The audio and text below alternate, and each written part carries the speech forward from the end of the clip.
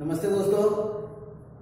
तो बच्चों, आज हम हमारे हिंदी विषय के जो कक्षा 7वीं है, उस 7वीं कक्षा में जो हम दूसरी इकाई में जो तीसरा गद्य पाठ जो दो लघु कथाएं के माध्यम से हमने ये जो दोनों लघु कथाएं है इसका हमने पिछली तासिका में अच्छी तरह से अध्ययन किया था। तो उन दो लघु कथाओं का नाम था, पहली लघु कथा का नाम था हरा घोड़ा और जो दूसरी लघु कथा थी उसका नाम है सेठ का चित्र। तो जिस तरह से पिछली दो तासिका में हमने जो ये दो लघु कथाएं हैं उसमें हरा घोड़ा और सेठ का चित्र बुद्धिमत्ता से संबंधित ये दोनों लघु कथाएं हैं। आप बचपन से अकबर और बीरबल की कथाएं, उनकी कहानियां सुनते आ ही रहे हैं। बीरबल बहुत ही चतुर, होशियार और समझदार मंत्री थे और उनकी जो बुद्धिमानी है, जो बुद्धिमत्ता से वो काम करते थे, तो हमने पिछली तासिका में इन दो लघु कथा के माध्यम से अच्छी तरह से समझकर ले लिया है।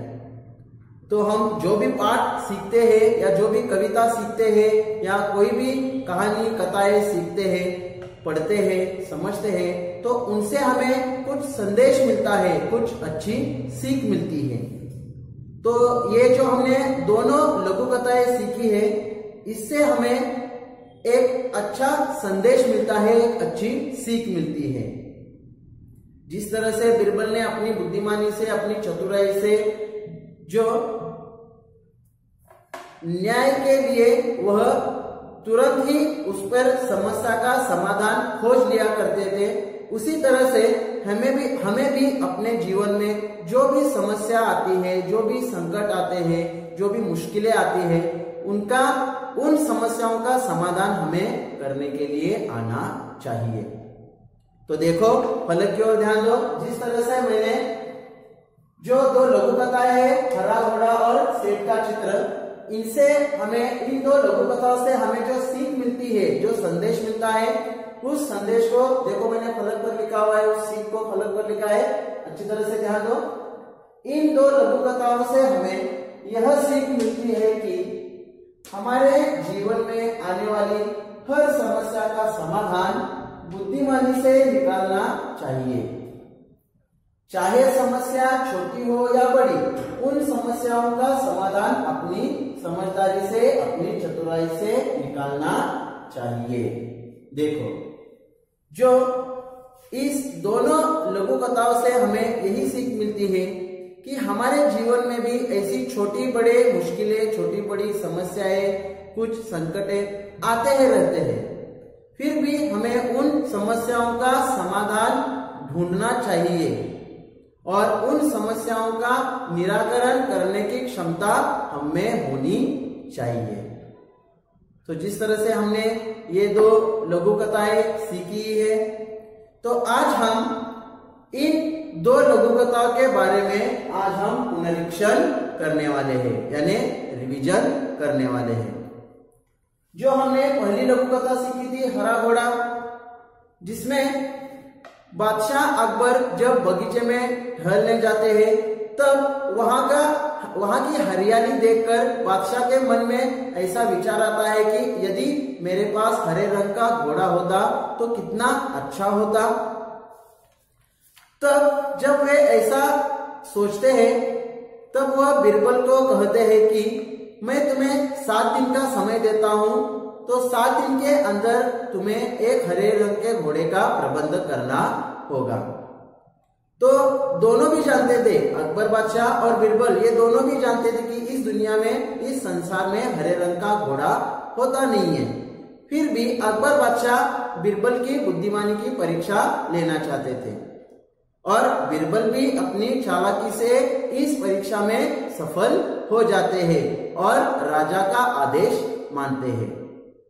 जब 7 दिन के बाद, जब 8वें दिन बीरबल दरबार में आते हैं, तब वह अकबर बादशाह से कहते हैं कि मैंने आपके लिए हरे रंग के घोड़े का प्रबंध कर लिया है, किंतु यह आपको घोड़ा तभी देखने के लिए मिलेगा जब इस घोड़े के हरे रंग के घोड़े के मालिक की 2 शर्तें आपको माननी पड़ेगी।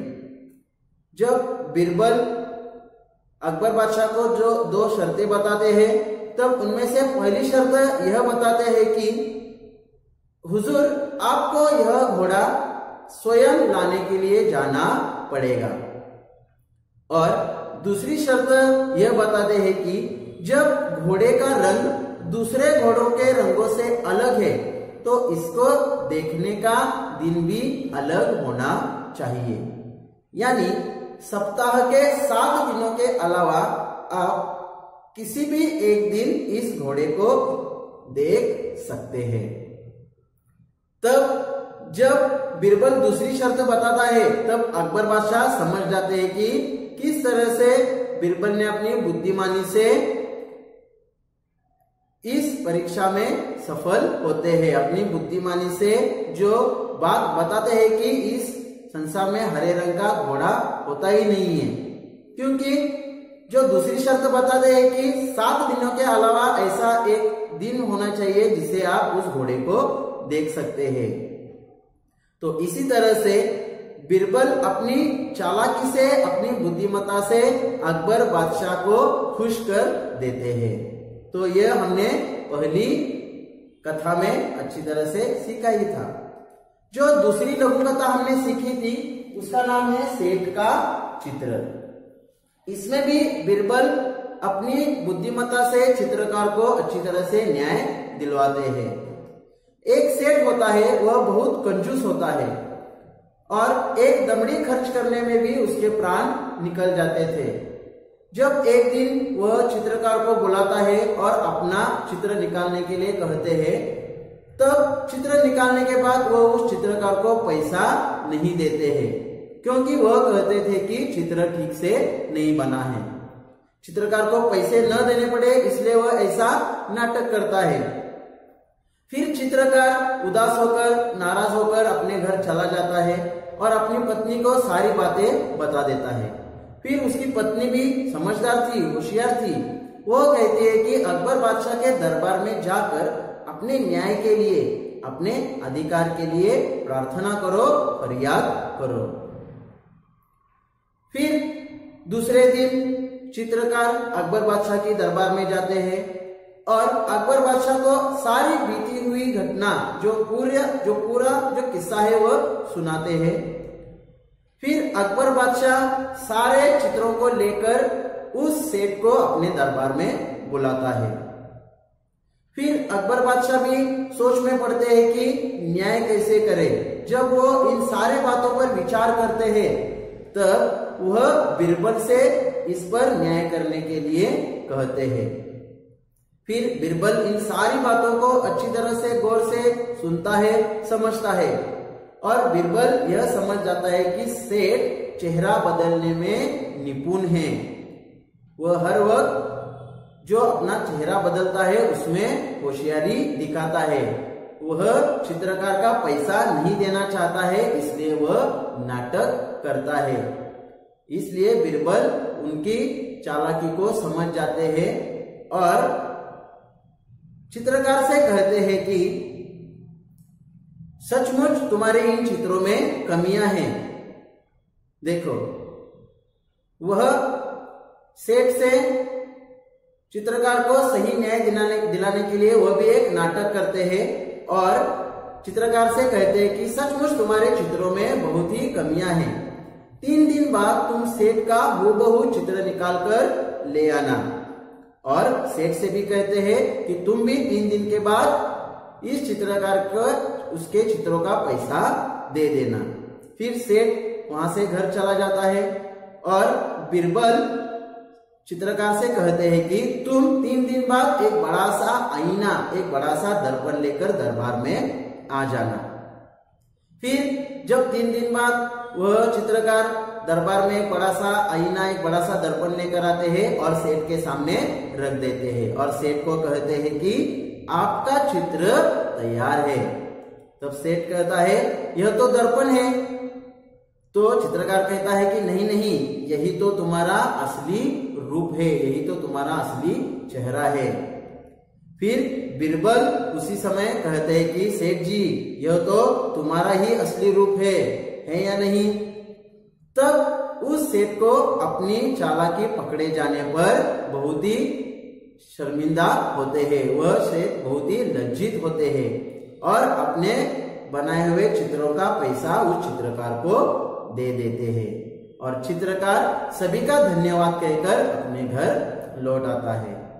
तो इस तरह से बीरबल की चतुराई देखकर, उसकी बुद्धिमानी देखकर अकबर बादशाह बीरबल पर बहुत ही प्रसन्न हो जाते हैं और वह एक बार फिर से समझ जाते हैं कि बीरबल ने आज भी दूध का दूध और पानी का पानी कर दिया, यानी बीरबल ने अच्छी तरह से सही न्याय कर दिया।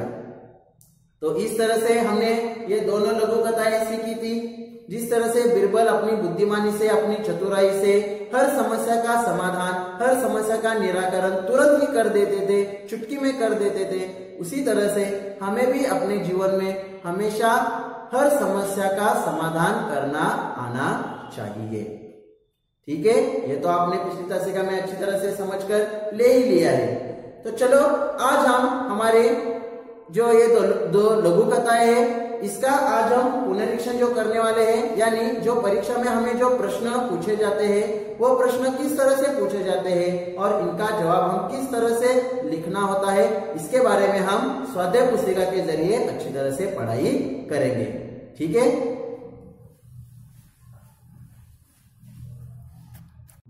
देखो छात्रों, जो हमारी हिंदी सुलभ भारती इस पाठ्य पुस्तक में जो दूसरी इकाई का तीसरा ही गद्य पाठ है, जो हमने दो लघु कथा के माध्यम से पढ़ ही लिया है, जिसमें पहली लघु कथा का नाम था हरा घोड़ा और दूसरी लघु कथा का नाम था सेठ का चित्र। तो इन दो लघु कथाओं के माध्यम से परीक्षा में हमें किस तरह से प्रश्न पूछे जाते हैं, देखो। प्रश्न पहला है, योग्य विकल्प चुनकर वाक्य फिर से लिखिए। तो आपको प्रश्न दिया जाता है और आपको 3 विकल्प दिए जाते हैं, उनमें से सही विकल्प चुनकर आपको वाक्य को फिर से लिखना जरूरी होता है। जैसे देखो, पहला है, जब बादशाह ने बीरबल की दूसरी शर्त सुनी तो वे क्या बीरबल से खुश हो गए या बीरबल का मुंह देखने लगे या बीरबल की होशियारी जान चुके? तो सही जवाब है बीरबल का मुंह देखने लगे। बराबर है ना? तो आप यहाँ पे पूर्ण वाक्य में लिख सकते हैं, जब बादशाह ने बीरबल की दूसरी शर्त सुनी तो वे बीरबल का मुंह देखने लगे। तो आप यहाँ पे अच्छे अक्षर में और सुंदर अक्षर में यहाँ पे लिख सकते हैं। दूसरा देखिए, क्रोधित होकर उस चित्रकार ने सेठ से पैसे मांगे या पूरे पैसे मांगे या सभी चित्रों के पैसे मांगे? तो जो उत्तर है वो सभी चित्रों के पैसे मांगे।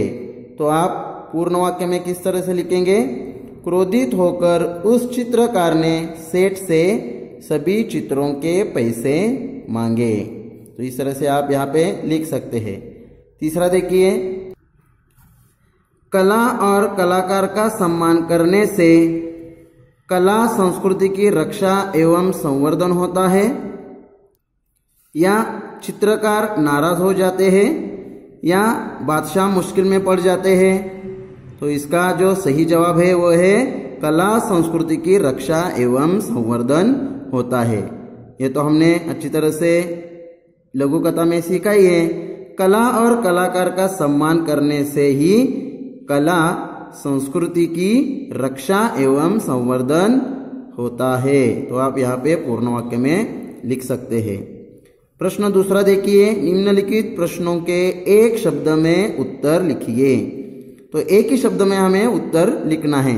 जैसे प्रश्न पहला है, अकबर के दरबार में कितने रत्न थे? तो अकबर के दरबार में कितने रत्न थे? 9। तो आप यहाँ पे एक ही शब्द में उत्तर लिखेंगे 9। दूसरा है, सप्ताह में कितने दिन होते हैं?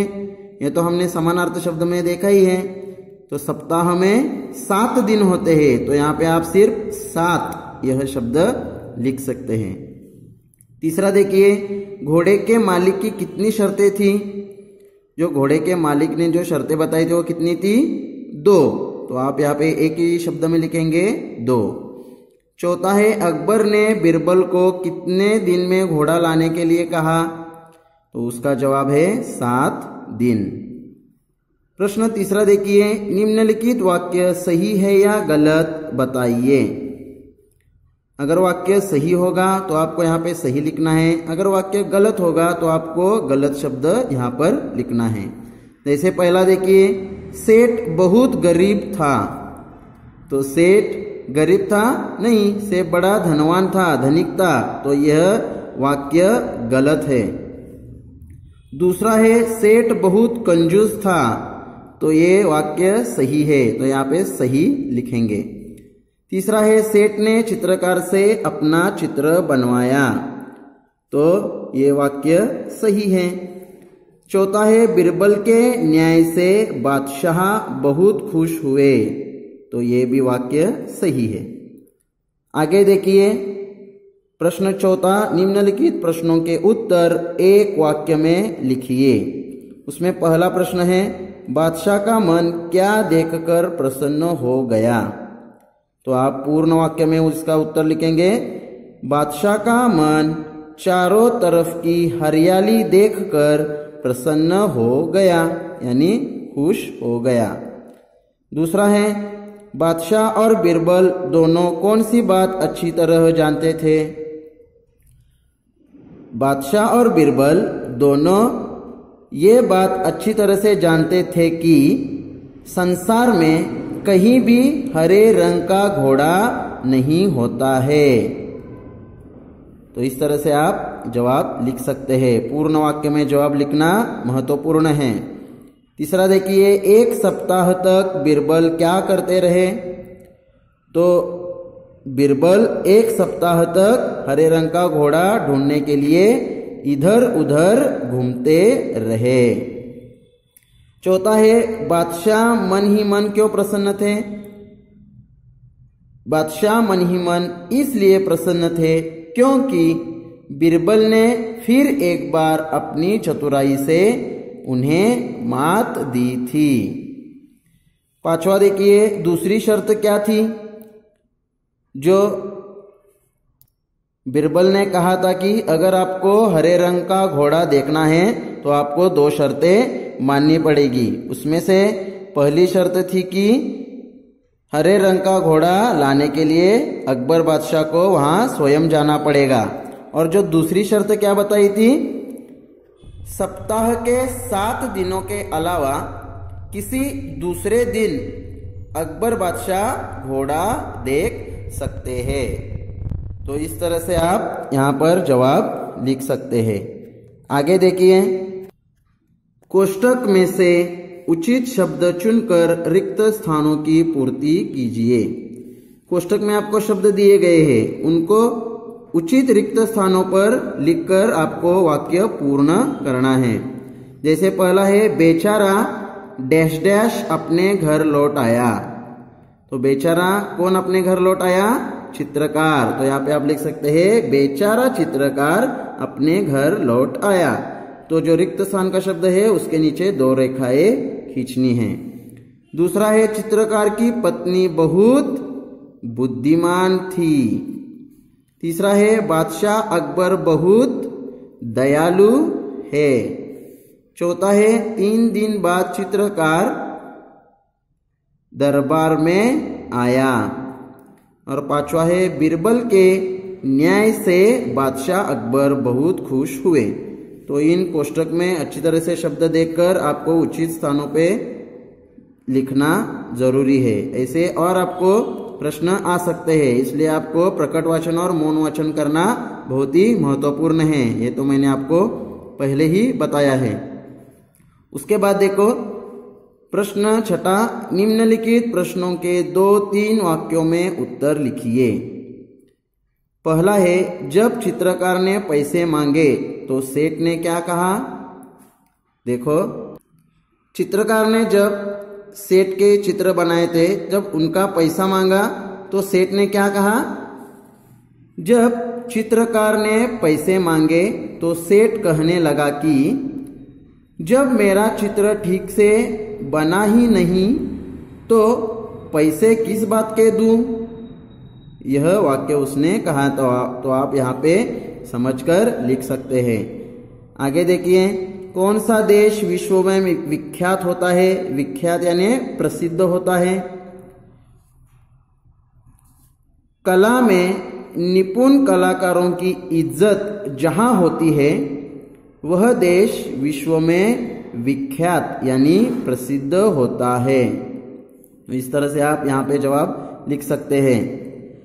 तीसरा है, बीरबल ने चित्रकार से क्या कहा? बीरबल ने चित्रकार से कहा कि सचमुच तुम्हारे चित्रों में बहुत कमियां हैं। 3 दिन बाद इस सेट का हूबहू चित्र बनाकर ले आना। तो इस तरह से आप समझकर जवाब लिख सकते हैं। अच्छी तरह से पढ़ाई कीजिए, ध्यान दीजिए। आगे देखिए, निम्नलिखित प्रश्नों के उत्तर संक्षेप में लिखिए। तो पहला है, चित्रकार की परेशानी का कारण बताइए। चित्रकार जो परेशान था उसका कारण क्या था? चित्रकार ने कई बार सेठ के चित्र बनाए, किंतु सेठ कंजूस था और हर बार कह देता कि चित्र ठीक नहीं आया है और वह उसे पैसे नहीं दे रहा था। इसलिए चित्रकार परेशान था। तो इस तरह से आप जवाब लिख सकते हैं। दूसरा देखिए, हरे घोड़े के संदर्भ में बीरबल की चतुराई का वर्णन कीजिए। जो हरे रंग का घोड़ा इस संसार में, इस दुनिया में होता ही नहीं है, फिर भी बीरबल ने अपनी चतुराई से जो हरे रंग के घोड़े के संदर्भ में जो 2 शर्तें बताई थी जिससे अकबर बादशाह उस हरे रंग के घोड़े को देख सकता है, तो इसके बारे में आपको यहाँ पे वर्णन लिखना है। जैसे देखिए, बादशाह और बीरबल दोनों यह बात अच्छी तरह से जानते थे कि संसार में कहीं भी हरे रंग का घोड़ा होता नहीं है। फिर भी बीरबल ने घोड़े के मालिक की 2 शर्तें बताकर बादशाह अकबर को निरुत्तर कर दिया। तो इस तरह से बीरबल ने अकबर बादशाह का आदेश माना और अपनी चतुराई से हरे घोड़े के संदर्भ में बीरबल ने अपनी चतुराई दिखाई। तो इस तरह से आप अपने शब्दों में यहाँ पर उसका वर्णन लिख सकते हैं। आगे देखो, घोड़े के मालिक की शर्तें लिखिए। जो घोड़े के मालिक की 2 शर्तें थी वो कौन सी थी? घोड़े के मालिक की 2 शर्तें थी कि पहली शर्त यह थी कि बादशाह को घोड़ा लेने स्वयं जाना पड़ेगा और दूसरी शर्त यह थी कि जब घोड़े का रंग दूसरे घोड़े से अलग है तो उसे देखने का दिन भी अलग होना चाहिए। यानी सप्ताह के 7 दिनों के अलावा किसी भी दिन अकबर बादशाह घोड़ा देख सकते हैं। तो यह 2 शर्तें थी। देखो, व्याकरण भाग में देखिए, प्रश्न 8वां, निम्नलिखित शब्दों के विलोम शब्द लिखिए। विलोमार्थी शब्द आपको लिखने हैं। जैसे प्रसिद्ध, प्रसिद्ध यानी विख्यात, तो उसके लिए विलोम शब्द है अप्रसिद्ध। प्रसन्न, उसके लिए विलोम शब्द है अप्रसन्न, या फिर दुखी, या फिर नाराज, या फिर उदास। कोई भी एक शब्द आप लिख सकते हैं। विश्वास, अविश्वास। उपस्थित, उसके लिए विलोम शब्द है अनुपस्थित। 9वां प्रश्न देखिए, निम्नलिखित शब्दों के 3 पर्यायवाची शब्द लिखिए। जो एक शब्द दिया है उसके हमें 3 समानार्थी शब्द यानी पर्यायवाची शब्द लिखने हैं। जैसे देखो, प्रसिद्ध, उसके लिए विख्यात, प्रख्यात या फिर मशहूर, ये 3 हम शब्द लिख सकते हैं। क्या? विख्यात, प्रख्यात और मशहूर, ये 3 शब्द प्रसिद्ध के लिए पर्यायवाची शब्द है।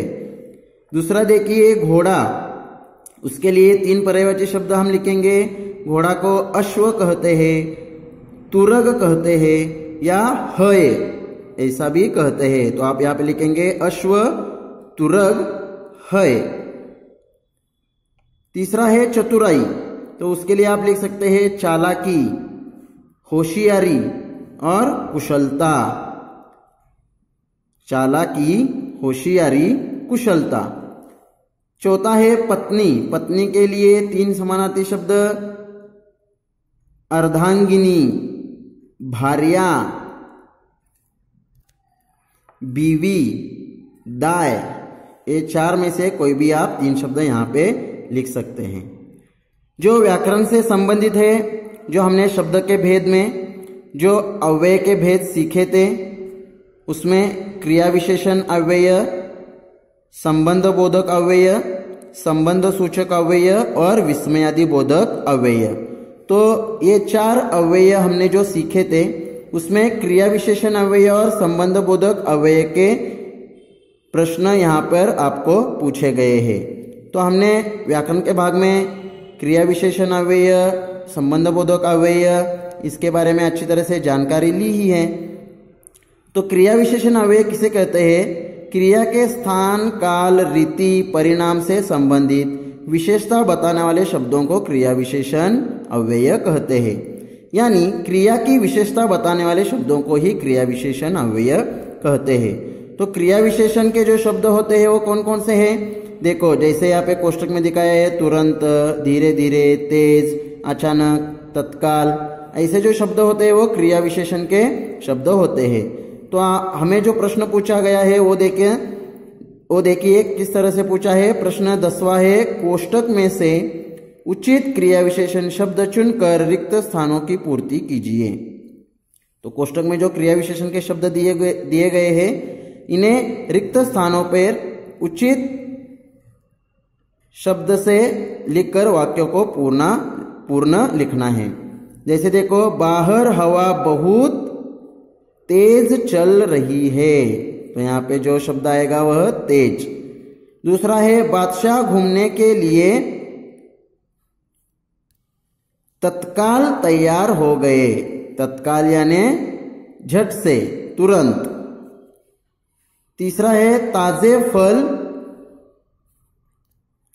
तुरंत बिक गए।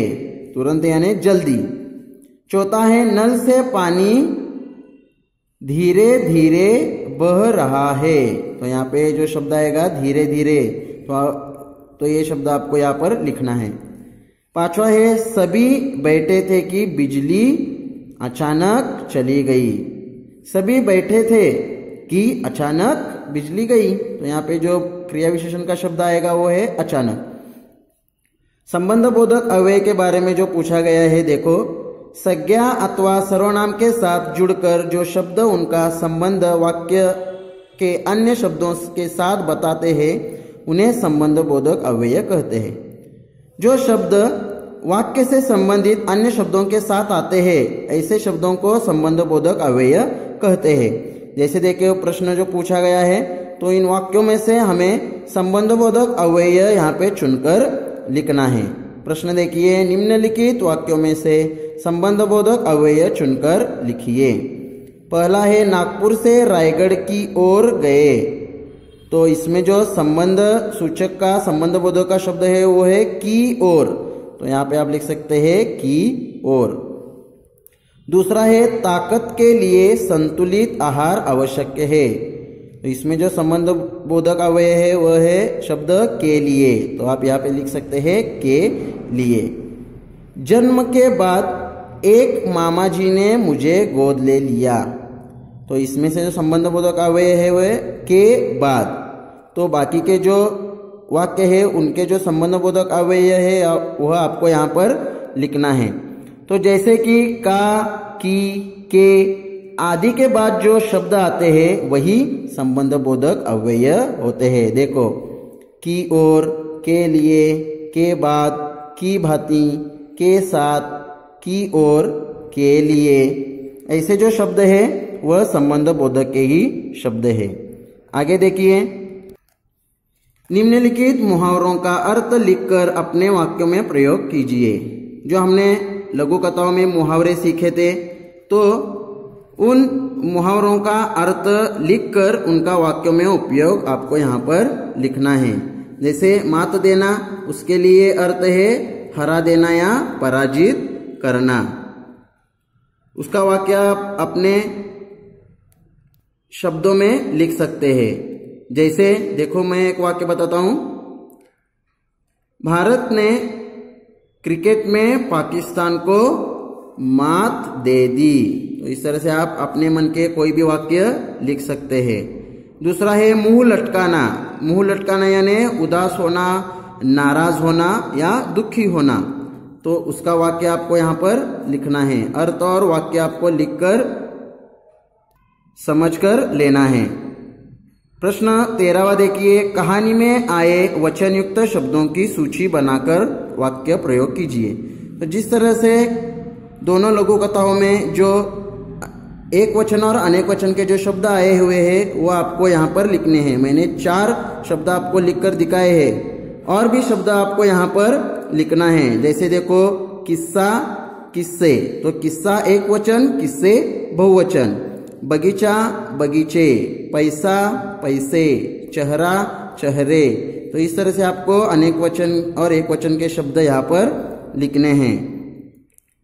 आखिरी प्रश्न देखिए, कहानी में आए लिंग युक्त शब्दों की सूची बनाकर वाक्यों में प्रयोग कीजिए। जिस तरह से कहानी में 2 लघु कथाएं हमने सीखी, उसमें से हमने एक वचन और अनेक वचन के जो शब्द लिखे, उसी तरह से स्त्रीलिंग और पुल्लिंग के शब्द आपको यहाँ पर लघु कथा में से ढूंढकर लिखने हैं।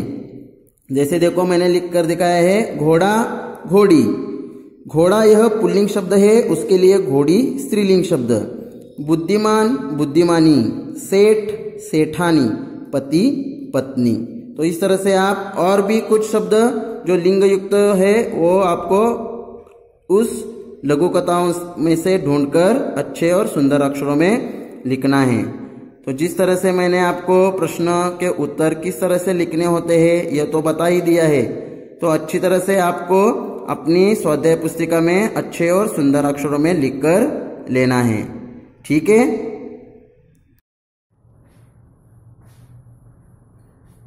तो बच्चों, समझ कर लिया आपने।